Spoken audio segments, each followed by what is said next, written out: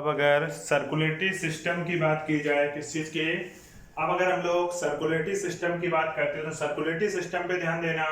जैसे मैंने इसका सर्कुलेटरी सिस्टम के बारे में बताया, ओपन टाइप या लैकुनर टाइप। सिंपल सी बात है, मैंने जब सर्कुलेशन पढ़ा रहा था ह्यूमन का तो मैंने बोला था सर्कुलेशन दो टाइप का होता है, एक ओपन और एक क्लोज। मैंने बताया था सी फॉर क्लोज। क्लोज का मतलब होता है ब्लड का सर्कुलेशन अगर ब्लड वेसल्स में हो रहा है। कहाँ पे हो रहा है? अगर ब्लड का सर्कुलेशन ब्लड वेसल्स के अंदर हो रहा है और प्रॉपर तरीके से बॉडी टिश्यू तक ब्लड वेसल्स के द्वारा अगर ब्लड का सर्कुलेशन हो रहा है तो ऐसे सर्कुलेशन क्लोज बोलते हैं। क्लोज मैंने कहा था किस किस में होता है, मैंने बताया था आपको। एक तो कॉर्डेट्स में होता है C for close, C for chordates, पहला पॉइंट। दूसरा मैंने बोला था C for close, C for cephalopod mollusc. मतलब कि जो मोलस्का फाइलम में ओपन होता है परंतु जो सेफेलोपोड मोलस्क होते हैं उनमें क्लोज होता है। तीसरा मैंने बताया था फाइलम एनिलिडा। फाइलम एनिलिडा में फाइलम एनिलिडा में क्लोज होता है, अर्थवर्म वगैरह में सब में क्लोज होता है, पर फाइलम एनिलिडा का एक मेंबर था लीच जिसमें ओपन होता है। तो आपको याद रखना कॉर्डेट्स में क्लोज होता है, सेफेलोपोड मोलस्क में क्लोज होता है, उसके बाद एनिलिडा में क्लोज होता है, उसमें लीच एक्सेप्शन है जिसमें ओपन होता है। फिलहाल ओपन का मतलब होता है, अगर क्वेश्चन ये भी पूछा गया है ओपन सर्कुलेशन कहाँ पे होता है तो आप आंसर दोगे ओपन सर्कुलेशन कैविटी या साइनसिस में होता है। कहाँ पे होता है? कैविटी या साइनसिस में ओपन सर्कुलेशन होता है। अब देखिए ओपन सर्कुलेशन में मैंने आपको कुछ बातें पहले भी डिस्कस की थी, उन्हीं बातों को हम फिर से रिपीट कर रहे हैं। जैसे हम लोग बात करें, मैंने कहा था कि जो पहला पॉइंट लिखा ओपन टाइप या लैकुनर टाइप बोलता है। दूसरा बोला इसकी जो कैविटी होती है उसको हीमोसील बोलते हैं। क्या बोलते हैं? हीमोसील। ब्लड से भरी हुई जो कैविटी होती है उसे हीमोसील बोलते हैं। अब हीमोसील कैविटी को मैंने कहा था जैसे एक कमरा है, एक कमरा, मैं पिछले लेक्चर में बता चुका हूँ इधर। मैंने कहा कमरा, एक कमरे में हमें अगर 3 कमरे बनाने तो हमें उसमें क्या करें, 2 पार्टीशन खड़े कर दें तो एक कमरे से ही 3 कमरे बन जाएंगे। वही इसकी हीमोसील कैविटी के साथ हुआ। हीमोसील कैविटी में 2 डायफ्राम काम करते हैं, डोर्सल साइड में डोर्सल डायफ्राम, वेंट्रल साइड में वेंट्रल। ये परफोरेटेड डायफ्राम होता है, छिद्र वाला डायफ्राम होता है। हमारी तरह ये डायफ्राम नहीं होता, तो ये परफोरेटेड डायफ्राम हो गया। और जो परफोरेटेड डायफ्राम होता है इसमें इनके जो ओपनिंग होते हैं बोलते हैं फेनेस्ट्री या स्फिंक्टर्स। क्या टर्म यूज करते हैं? इसमें जो छेद होते हैं। कुल मिला के हीमोसील कैविटी को 3 पार्ट में डिवाइड किया जाता है, 2 डायफ्राम के द्वारा, डोर्सल डायफ्राम और वेंट्रल डायफ्राम। ये 3 पार्ट बनते हैं। एक को कहते हैं पेरिकार्डियल साइनस, एक को बोलते हैं पेरिविसरल साइनस और एक को बोलते हैं पेरीन्यूरल साइनस। मैं हमेशा बोलता हूँ कार्डियक नाम सुन से आपको, कार्डियक नाम सुन के किसकी याद आनी चाहिए? हार्ट की याद आनी चाहिए। तो हार्ट किस में होता है? पेरिकार्डियल साइनस में। पेरीविसरल, विसरल नाम सुन के मैं हमेशा आपसे बोलता हूँ कभी भी विसरल नाम सुनो तो आपको किसकी याद आनी चाहिए? इंटरनल ऑर्गन की। तो पेरीविसरल में क्या होते हैं? इंटरनल ऑर्गन होते हैं। जबकि पेरीन्यूरल, न्यूरल से किसकी याद आती है? Nervous system. तो पेरीन्यूरल में नर्वस सिस्टम पाया जाता है। हमने कहा था जो चीज अपन लोगों में वेंट्रल साइड में होती है, नॉन कोऑर्डिनेट्स में डोर्सल में होती है, जो हम लोगों में डोर्सल होती है वो उसमें वेंट्रल। जैसे हमारा ये वेंट्रल है, हम लोग में हार्ट कहाँ होता है? वेंट्रल है, मगर इसमें कहाँ होगा? डोर्सल, क्योंकि हार्ट कहाँ पाया जाएगा? पेरिकार्डियल साइनस में। हम लोग में नर्वस सिस्टम डोर्सल काउंट होता है, इसमें कहाँ काउंट हो रहा है? वेंट्रल। तो ये तो बात हो गई कि हीमोसील के कौन कौन से पार्ट होंगे। हीमोसील कैविटी को 3 पार्ट में कौन डिवाइड करेगा? आप जान गए, डायफ्राम डिवाइड करेंगे। फिर हमने हार्ट के बारे में कुछ पॉइंट यहाँ पे डिस्कस किया। हार्ट के बारे में, जैसे हार्ट के बारे में मैंने यहाँ पे डिस्कस किया, उसके पहले ब्लड के बारे में डिस्कस किया।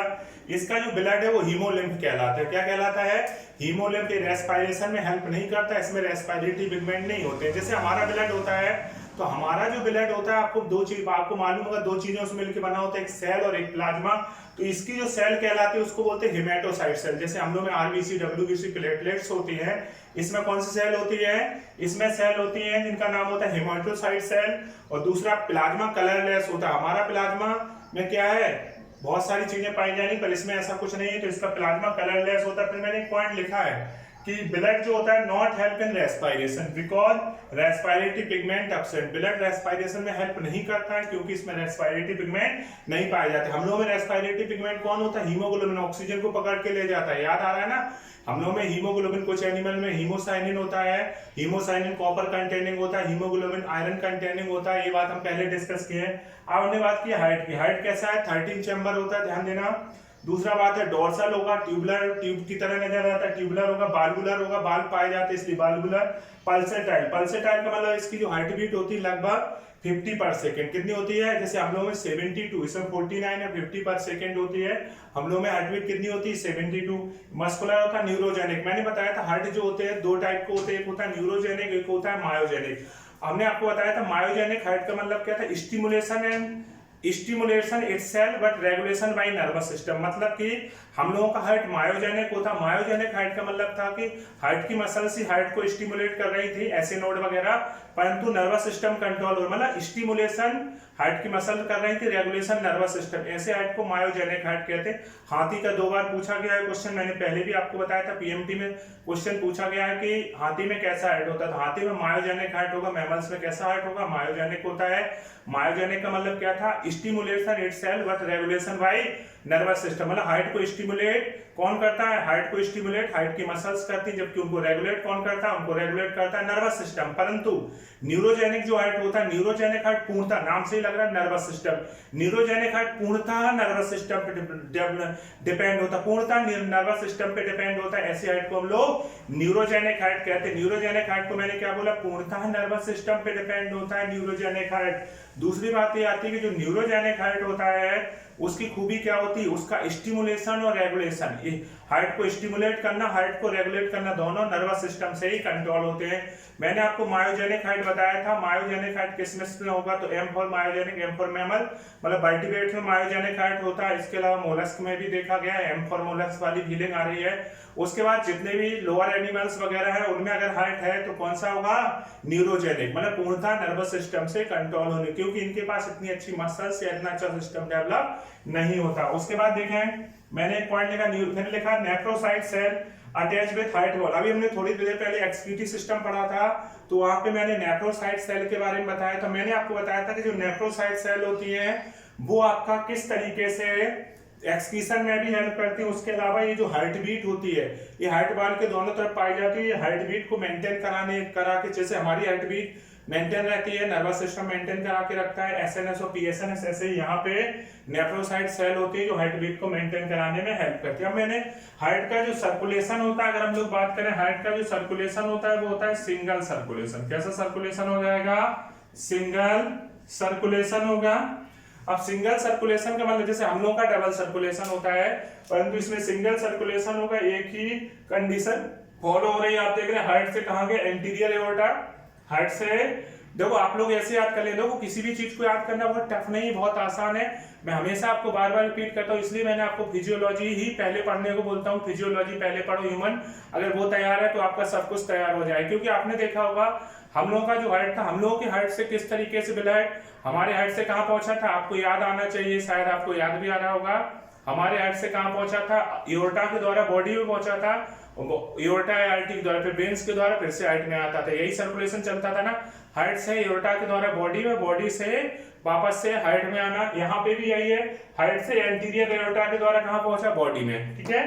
बॉडी से फिर पेरिकार्डियल साइनस में आएगा, और पेरिकार्ड ऑस्टिया आपने बहुत जगह सुने होंगे, ऑस्टिया हमेशा ऐसी ओपनिंग होती है जो अंदर ही एंट्री कराती हैं।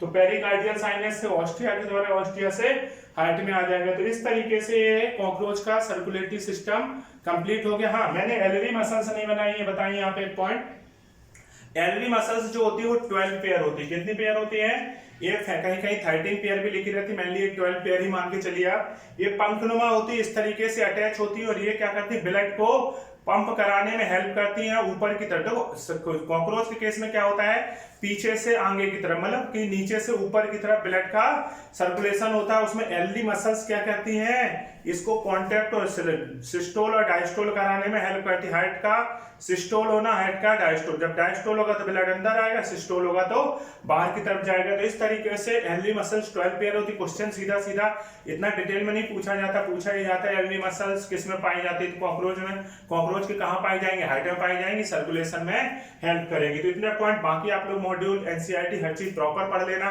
कोई दिक्कत हो तो हमसे डिस्कस करना है। सर्कुलेटरी सिस्टम क्लियर हो गया, अब हम लोग नर्वस सिस्टम के बारे में डिस्कस करेंगे।